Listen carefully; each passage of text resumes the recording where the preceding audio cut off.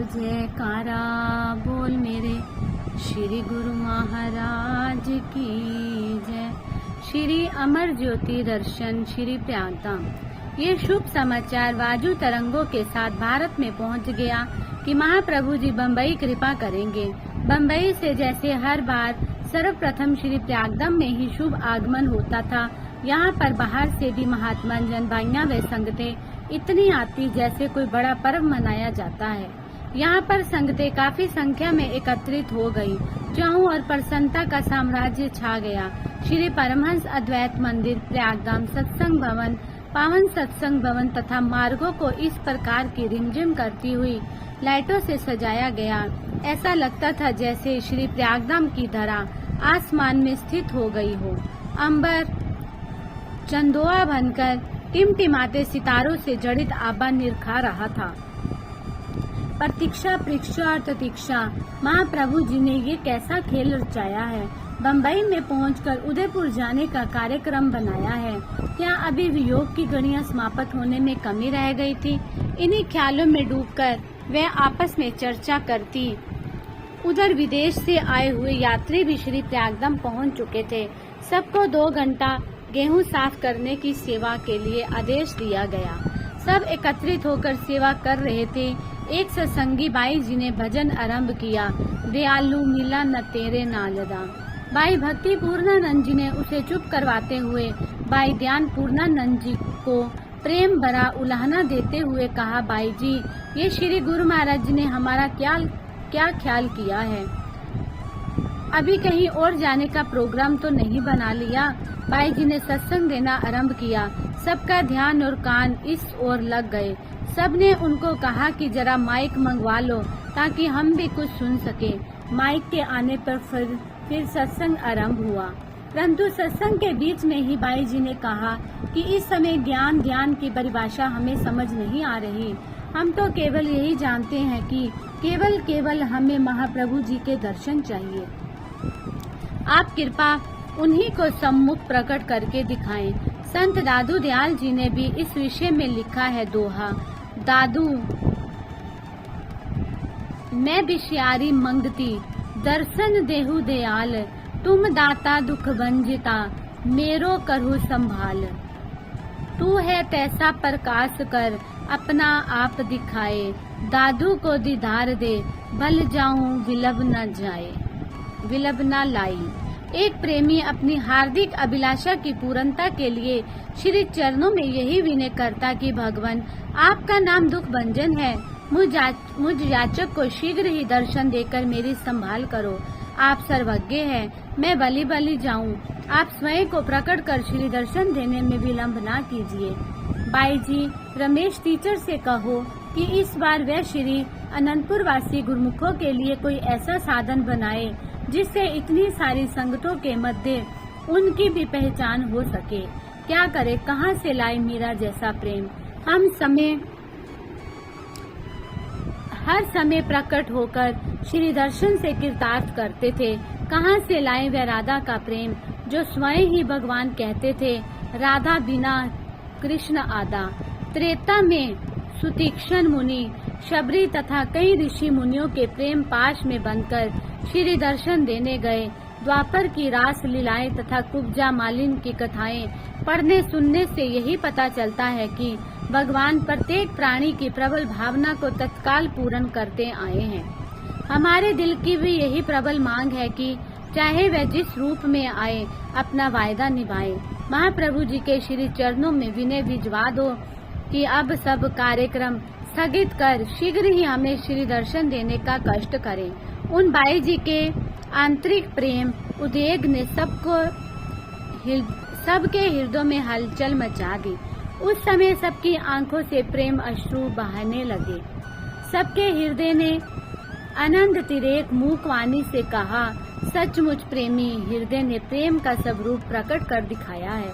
भगवान श्री कृष्ण का उद्धव के साथ वार्तालाप का प्रसंग तब मुखरित हो उठता है जब ऐसे कथानक प्रत्यक्ष अपना स्वरूप प्रकट करते हैं। भगवान श्री कृष्ण जी ने उद्धव को वृंदावन भेजने से पहले रात्रि समय एक कौतुक रचाया। वे वार्तालाप के मध्य मौन हो जाते। कहीं आहें भरते और कभी कभी ज्ञान गंगा में डुबकी लगाते। उस समय उद्धव भगवान के इस अनोखे व्यवहार को समझ नहीं पा रहे थे। एकदम से पानी की लहरें समुद्र का रूप धारण करती हुई कमरे में प्रविष्ट हो गई और पानी उल्टी और तरंगित होने लगा। कभी वह तरंगे श्री चरणों में आकर समाने लगती। उद्धव ने विनय की कि ये एक अद्भुत और विचित्र नजारा है जो पानी की तरंगे उल्टी और बह रही है। लगता है कि आप अपनी भावनाओं से उनको बाहर की ओर भेजते हैं और वह पुनः अंदर की ओर प्रविष्ट हो जाती है। भगवान कृष्ण ने उस समय प्रेम का स्वरूप प्रत्यक्ष देखने के लिए उन्हें वृंदावन में गोपियों के पास भेजा और इतना कहा कि प्रेम तर्क वितर्क का विषय नहीं, मन बुद्धि की चतुराई का ज्ञान नहीं, ये केवल प्रेमी की भावनाओं से प्रीतम का मिलन है। महाप्रभु जी के शुभ आगमन के लिए रमेश टीचर ने कपड़े और मोर पंखों का एक ऐसा मयूर बनाया जो बिजली से चालित करने पर नृत्य करते हुए ऐसा प्रतीत होता था मानो वह वास्तविक मोर हो। भाइयों के परामर्श से 7 मंजिला केक भी तैयार करवाया। शुभ आगमन के समय वहां के प्रबंधक महात्मा जी ने दोनों को पावन सत्संग भवन से पहले दूर एक किनारे की ओर मेज पर रखवा दिया। संगत काफी मात्रा में एकत्रित हो गई थी और रात्रि का समय था। उन्होंने ये विचार किया कि इसे कल दिन में अर्पित कर देंगे। बम्बई आश्रम में एक रात ठहरकर आपने श्री प्रयागधाम की ओर पग बढ़ाए। श्री प्रयागधाम के नभ मंडल पर प्रभु आगमन की दुरुम्बी भज उठी। बहारों ने सुस्वागतम के लिए बाहें पसारी। करुणा निदान अंतर्यामी भगवान सुसज्जित श्री कार में विराजमान होकर श्री प्रयागधाम में पधारे। शहनाइयां गूंज उठी। श्री दर्शन की सुंदर झांकी निरख अनंत प्रसन्नता की बुछारें होने लगी। सुसज्जित स्थानों की दिव्य अति दिव्य छटा में प्रखर मुखमंडल की आभा हृदयों में आलोकित हो रही थी। सर्वप्रथम श्री मंदिर जी में श्री परमहंस महान विभूतियों को शीश झुकाया। तत्पश्चात धीमी धीमी चलती हुई श्री कार पावन सत्संग भवन की ओर चल दी। गुरुमुख जन ढोल नगाड़े बजाते हुए रंग बिरंगे परिधान में श्री कार के आगे नाचते गाते मस्ती में झूम झुमाते हुए आ रहे थे। अंदर की ओर गेट पर पहुंचकर श्री कार से नीचे उतरे। नृत्य करते हुए गुरुमुख वहीं पर ठहर गए। आपने रंगीली अल्पना सुसज्जित पगडंडी पर चलना आरंभ किया। दोनों ओर पंक्तिबद्ध खड़े हुए गुरुमुखों को आशीर्वाद देते हुए कृपा दृष्टि से निहारते हुए हंस की चाल से आगे बढ़ते जा रहे थे। प्रत्येक गुरुमुख यही अनुभव कर रहा था कि केवल मुझ पर ही अनंत कृपा बरसाई गई है। इस प्रकार पावन सत्संग भवन के बाहर दरवाजे तक पहुँचे। सीधा उसके सामने की ओर न जाते हुए उस मेज के पास पहुँच गए। यहाँ पर केक व मयूर दोनों ढके हुए थे। उनके ऊपर से कपड़ा हटाकर अपने कर कमलों से उसे स्पर्श किया और स्वयं में भी बटन दबाया, जिससे वह मयूर नृत्य करने लगा। महात्मा आत्म सुखानंद जी तथा महात्मा योग नित्यानंद जी को फरमाया कि इनको सत्संग भवन में ले आओ। श्री अनंतपुर से आए हुए गुरुमुख तथा भाइयों को बुला लो। महात्मा जी ने विनय की, स्वामी जी शुभ आगमन का प्रोग्राम करने में समय लग जाएगा। यात्रा की थकावट के कारण आप इसे स्थगित कर दे।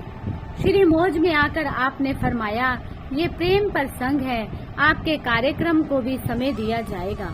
हृदय सम्राट महाराजाधिराज श्री सतगुरु देव जी महाराज ने सुंदर सुसज्जित सिंहासन पर विराजमान होकर कुशलता पूछी और सबके हृदयों में हर्षो उल्लास का निनाद गुंजायमान हो उठा। सब और जयकारों की ध्वनि गूंज उठी। आपके श्री वचनानुसार महात्मा जी ने केक और मयूर को मेज पर रखा और श्री अनंतपुर से आए हुए प्रेमियों को आगे बुलाया। लाइट से मयूर का नृत्य आरंभ करवाया तथा भाइयों को आगे बुलाकर 7 मंजिल केक को एक दूसरे की सतह पर रखने की श्री आज्ञा फरमाई। सभी आपकी इस मौज को देखकर विस्मित रह गए।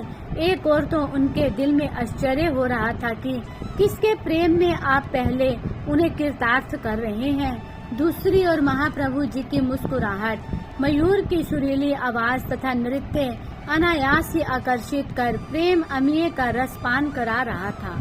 केक की हर सतह को एक दूसरे के ऊपर रखते हुए जब 5वीं मंजिल तक पहुँचे तो प्रेमी का हाथ ऊपर की ओर नहीं पहुंच पा रहा था। श्री प्रभु जी कौतुकवश कभी दूसरी सतह को हिला देते तो कभी चौथी सतह को। वह 7वीं मंजिल तक पहुंचता भी कैसे, क्योंकि वह बीच में ही हिलकर डगमगाने लगता। जब 2-3 बार ऐसे हुआ तो गुरुमुख जयकारा बोल देते और कह देते कि इस नई लीला का भी अवश्य कोई रहस्य होगा। पास में खड़े महात्मा जन आगे बढ़कर उसे थामने का प्रयास करते तो आप उन्हें कुछ भी करने के लिए रोक देते। प्रेमी ने भाइयों को प्रत्येक सतह को दोनों हाथों की मजबूत पकड़ में रखने के लिए कहा और स्वयं ऊंचे पटरे पर चलकर 6ठी और 7वीं सतह को पूरा किया। उधर तार का कनेक्शन जुड़ते ही केक के चारों ओर रिमझिम करती लाइटों की किरणें बिखरने लगी। तालियों से सारा हाल गुंजा उठा। आपने ऊपर से लेकर नीचे की सतह तक केक काटा और पुनः ऊपर की 4 सतह नीचे उतरवा कर रख दी। आपने भाइयों से कहा कि कोई शिकवा शिकायत हो तो सुनाओ। इस समय सबके दिल में इस वार्तालाप को सुनने की जिज्ञासा हुई। सबके कहने पर महात्मा जी ने माइक महाप्रभु जी के कर कमलों में थमा दिया। आपने उनमें से एक भाई जी को संकेत कर फरमाया कि बताओ प्रतीक्षा में कैसे समय बिताया है, हमारे प्रोग्राम ने कितना तरसाया है। प्रियतम प्रेमी के प्रेम में किसने किसको आजमाया है। भाई जी ने विनय की कि स्वामी जी संयोग में वियोग काफुर हो गया। प्रेम निधि को पाकर विरह का दर्द दूर हो गया। दिल दिलबर से मिलकर आनंद से भरपूर हो गया। दिल के शब्द कोश से शिकवा शिकायत का शब्द ही मिट गया। हम अनजान अनपढ़ ज्ञान ध्यान और प्रेम को कुछ नहीं जानती। केवल सुंदर मुखड़े पर मुस्कुराहट और श्री चरणों की समीपता ही श्री दर्शन दीवाने इस दिल की मांग है। आपने फरमाया कि हार्दिक प्रेम इष्ट देव को आकृष्ट करता है, उसी अनुरूप ही वह प्रेमियों को तृप्त करते हैं। प्रेम समुद्र के मध्य में चारों ओर से तरंगे आती हैं। जिस ओर से तीव्र प्रवाह होता है हम उसी ओर खींचे चले जाते हैं। अध्यात्म में प्रेम को सर्वोपरि स्थान दिया गया है। महापुरुष हर युग की प्रवृत्तियों के अनुसार उसमें परिवर्तन करते हैं। संतों का मार्ग, जिसे गुरु भक्ति भी कहा गया है, ज्ञान और प्रेम का समन्वय है। आपने पुनः फरमाया कि ये 7 मंजिल का केक 10 मंजिल का होना चाहिए था। गुरु भक्ति पथ पर लगे हुए प्रेमी भजन ध्यान द्वारा 10वें द्वार तक पहुंचते और विराट ज्योति के दर्शन कर हर समय भीतर बाहर परम आनंद की मस्ती में मस्त हो जाएंगे। महापुरुष यही पथ सुझाने के लिए संसार में अवतरित होते हैं। इसी उद्देश्य को पूरा करने के लिए वे जंगम तीर्थ बनकर जन जन को आत्म संपदा से माला माल करते हैं।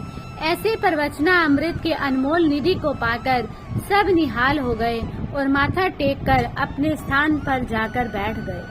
आपने शुभ आगमन के प्रोग्राम को आरंभ करने की श्री आज्ञा दी। ढोल नगारे एवं मंजीरे बजाते हुए सुस्वागतम के भजन गाते हुए पंजाबी भंगड़ा आरंभ हुआ। एक ही सुरताल की धुन पर थिरकते हुए हर्षो उल्लास से पग सरकाते हुए प्रेमी जन श्री चरणों के समीप पहुंच गए। समय अधिक हुआ जानकर महात्मा जी ने उन्हें जल्दी करने का संकेत दिया। आपने फरमाया, महात्मा जी, प्रेमियों को प्रसन्नता की लहरों में उछलते हुए देखकर हमारी प्रसन्नता की सीमा नहीं रहती। उन्हें आराम से उल्लास को प्रकट करने दो, इसी में ही हमारा विश्राम है। बस फिर क्या था, रंग बिरंगी फुलझड़ियों के फवारे और फूलों की पत्तियों से भरे गुब्बारे फूट फूट कर पूरे हॉल में बरसने लगे। संसार में इससे बढ़ चढ़कर कितने ही समान होंगे, परंतु यहाँ तो देवी शक्ति का दिव्य नजारा तन मन और प्राणों को अलौकिक सुखानुभूति करवा रहा था। इसके पश्चात कुछ भगत जनों ने एक सुंदर नाटिका प्रस्तुत की, जिसमें ये दर्शाया गया था कि किस प्रकार सब देवी देवता भी खुशियों भरे एवं इस महोत्सव में सम्मिलित होने के लिए अपना वेश बदल कर आए, ताकि वह भी श्री दर्शनों को सुहानी घड़ियों का आनंद प्राप्त कर सके। सत्पुरुषों के दर्शन की तासीर ही ऐसी है जो तपते हृदयों को शीतल शांत कर देती है।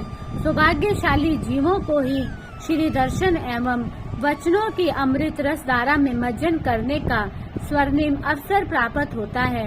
रात्रि के 12:30 बजे का समय हो चुका था, परंतु अपने प्यारे प्रभु जी सहित प्रेम विभोर गुरुमुखों को कुछ भी भान ना था।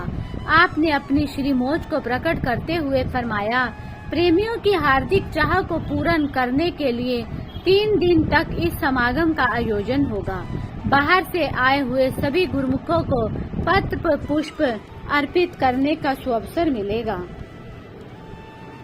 सभी गुरुमुख श्री सतगुरुदेव जी महाराज की अतुलनीय प्रेम निधि को पाकर अपने भाग्य को सराहने लगे। बोलो जयकारा बोल मेरे श्री गुरु महाराज की जय।